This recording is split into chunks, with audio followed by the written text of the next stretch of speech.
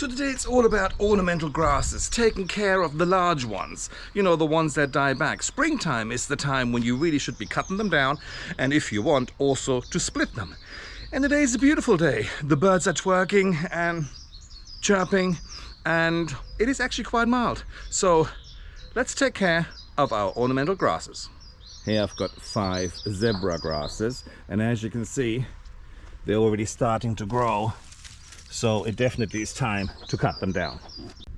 So altogether I've got 26 large ornamental grasses in the garden, and 21 of them came from one mother plant.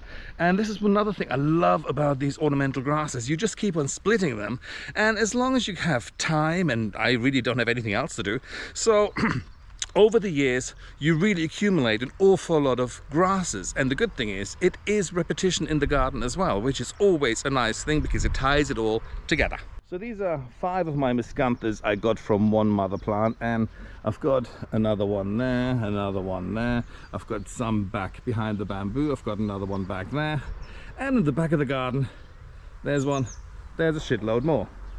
And again, same with the zebra grass. You can tell that they have already started to grow and to green up, so they need to be chopped down. So it is a messy job, so before I actually start cutting them down, I'm going to perform some bondage. Not on me, on the plants. Because it does contain the rubbish that comes off them, just a little bit. Let's do some plant bondage. As you would expect, just some string and tie it all up.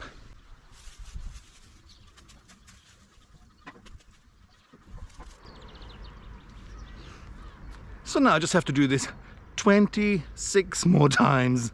Yay. So now that we're done, we just like to either chop it with, manual shears, or I'm using my hedge trimmer. However, so I split my Miscanthus every 3 to 4 years. And hence, this is why I have so many. And obviously, so when you have one plant, then you split it, then you've got 2, and then of a sudden 4, 6, and it just multiplies really, really quickly, which is lovely. Let's start cutting. Let's go.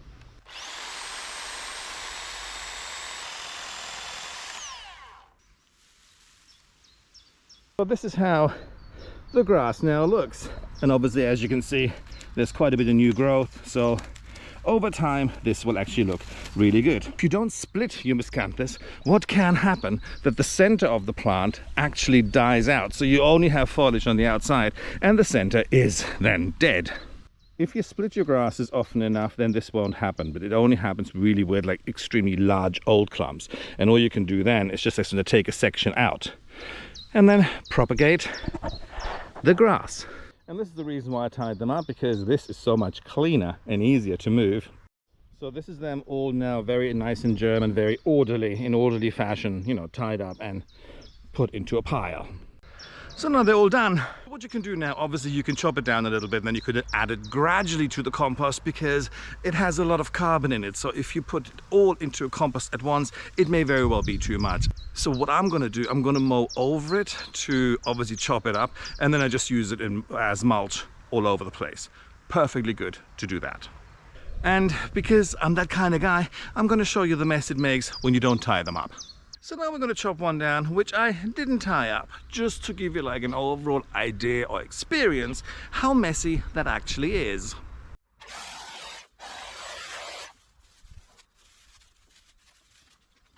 Perhaps I was a little bit over dramatic with the mess it makes and stuff. I mean, obviously if it's windy, it's a different kind of situation, but it's actually not too bad. It actually does save a little bit of time, because tying them up sometimes, especially when you have 26 grasses to tie up, it's a pain in the ass. So the rest of them I just chop. And just so that I don't get any comments about it, I know I should be wearing safety gear, but sometimes I want to feel that I'm alive, so I don't. But if you do that, I would strongly suggest that you wear safety gear.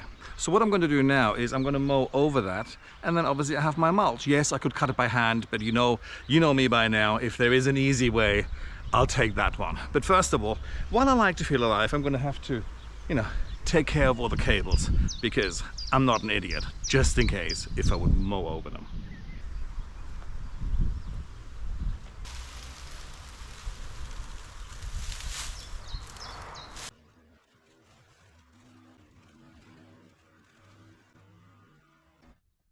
So it is a bit of a mess at the beginning because obviously I start at the highest setting of the lawnmower and then gradually work my way down, and then it basically works like a hoover. So, you know, and then obviously you have to rake up a little bit, but that's what you got kids for. So, and this is what you get. Perfect for mulch. And yeah, it's a bit of a messy job, but hey, trust me, I'd rather do it this way than cut all of this crap by hand. As far as I'm concerned, life is way too short to do all of this by hand. And obviously, because of the fact it is so chopped up, you can obviously also put it into the compost. I may use a couple of handfuls or something, but you know, the rest is going to go all the way under the trees and under plants and all that sort of stuff. Just mulch. So I'm going to continue to chop down my miscanthus and with my mulch production. And if you have any large ornamental grasses and they're looking like minded, like shit, cut them down so they'll be sexy in the summertime. I shall talk to you guys later.